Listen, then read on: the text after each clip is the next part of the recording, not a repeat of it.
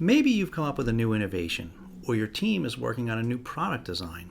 You've already thought about the fact that you should pursue a patent, but you're wondering what that really is and what goes into it. To fully appreciate a patent, it's crucial to understand its structure. A patent is more than just a legal document.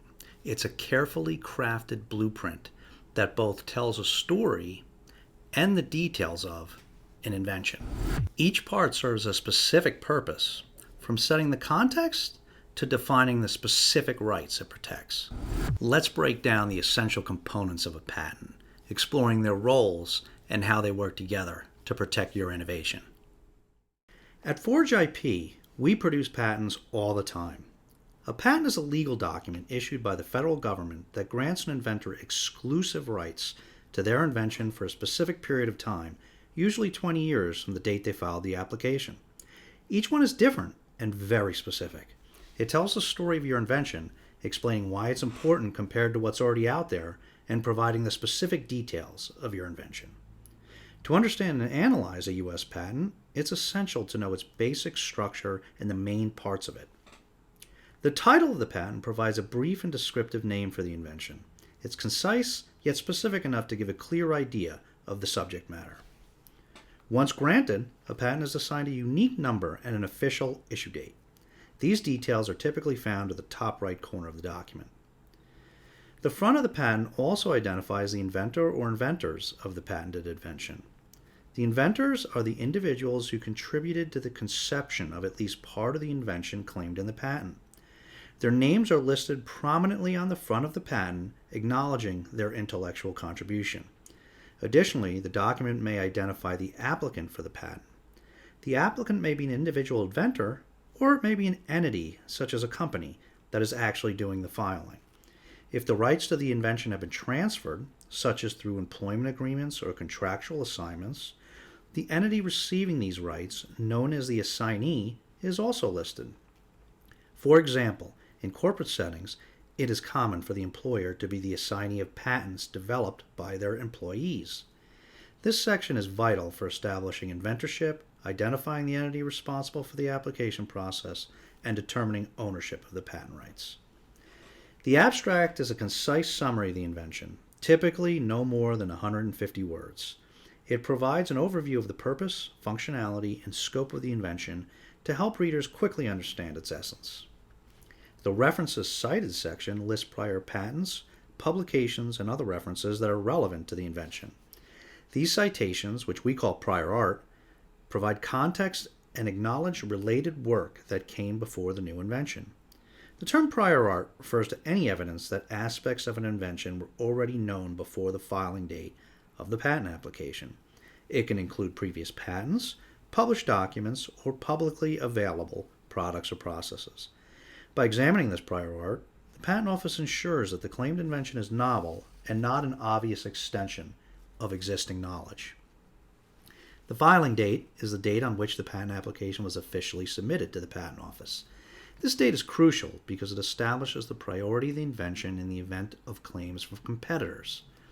In some cases, the patent may also include a priority date, which refers to an earlier filing date in a different jurisdiction or a related U.S. application, such as a provisional application. The priority date is important for determining the effective date of the invention's protection and can impact the evaluation of prior art. The background of the invention outlines the context and problem that the invention seeks to address. It often includes a discussion of the prior art, explaining the limitations of existing solutions and the need for the new invention. The summary of the invention highlights the key objectives, features, and advantages of the invention. It acts as a bridge between the background and the detailed description, providing an overview of what makes the invention unique. The drawings are accompanying illustrations or diagrams, providing visual representations of the invention. These drawings help clarify the written description and may include multiple views or detailed depictions of specific components. The detailed description itself is the most comprehensive part of the patent. It provides a thorough explanation of the invention, including its structure, functionality, and operation. Specific examples and embodiments are often detailed here, ensuring that someone skilled in the field can replicate the invention. It frequently references the drawings, using specific figure numbers to provide clarity and direct the reader to visual depictions of various components and embodiments. This cross-referencing enhances understanding and ensures consistency between the textual and visual elements of the patent. The claims are the most critical part of the patent, as these define the legal boundaries of the patented invention. They specify with precise detail what aspects of the invention are and are not protected by law. Claims are typically divided into independent claims, which stand alone, and dependent claims, which build upon earlier claims. The independent claims outline the primary, broadest aspects of the invention and do not rely on any other claim. They define the core features of the invention and stand alone in describing what is protected. The dependent claims refer back to and further limit an independent claim. They add additional features, details, or restrictions to the invention, providing a narrower scope of protection that builds on the base established by the independent claim.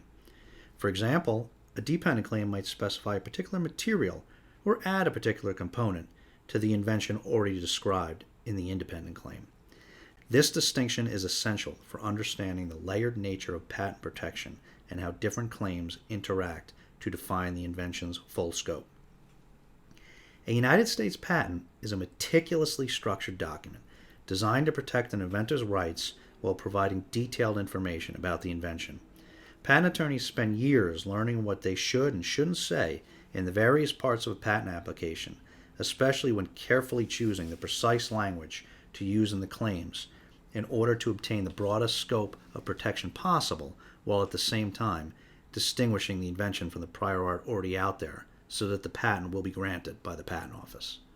We hope that was informative, but if you have any other questions about what patents are, or if you need help obtaining your own patent or analyzing other patents, you can reach out to Forge IP, a law firm that specializes in patents and trademarks. You can reach us at patent@forge-ip.com or at any of the contact information in the description box below. And please, don't hesitate to reach out if you have any questions.